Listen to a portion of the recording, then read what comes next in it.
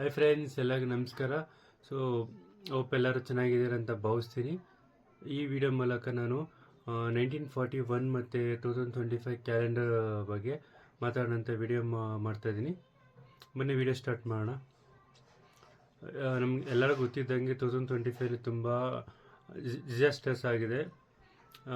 For example, ಈಗ RCB ಸ್ಟ್ಯಾಂಪೇಜ್ ಆಗಿರ್ಬೋದು, ಕುಂಭಮೇಳದಾಗಿರ್ಬೋದು, ಅಹಮದಾಬಾದಲ್ಲಿ aircraft crash ಆಗಿರ್ಬೋದು.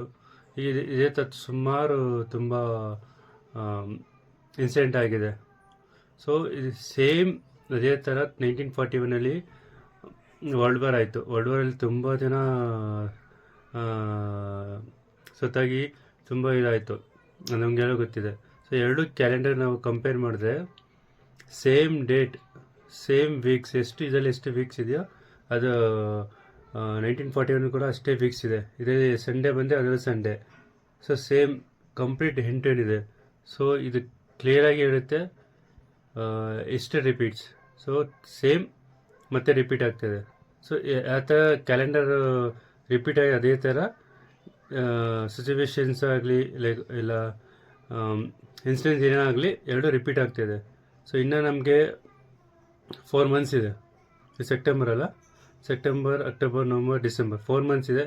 ನಾವು 4 monthsಲ್ಲಿ ಇನ್ನು ಏನು ಬೇಕಾದ್ರೂ ಆಗ್ಬೋದು. ಸೊ ಆದಷ್ಟು ಎಲ್ಲರೂ ಸೇಫಾಗಿ ಇರೋಣ. ಸೊ ಏನು ತೊಂದರೆ ಆಗ್ದಿರ ಎಲ್ಲರೂ ಚೆನ್ನಾಗಿ ಇರೋಣ. So less be safe and less stay song.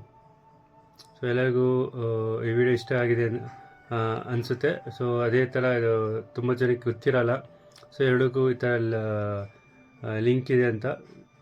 So ನಿಮಗೆ ಈ ವಿಡಿಯೋ ಇಷ್ಟ ಆದರೆ ಲೈಕ್ ಮಾಡಿ, ಸಬ್ಸ್ಕ್ರೈಬ್ ಮಾಡಿ, ಶೇರ್ ಮಾಡಿ, ಸಪೋರ್ಟ್ ಮಾಡಿ. Thank you so much.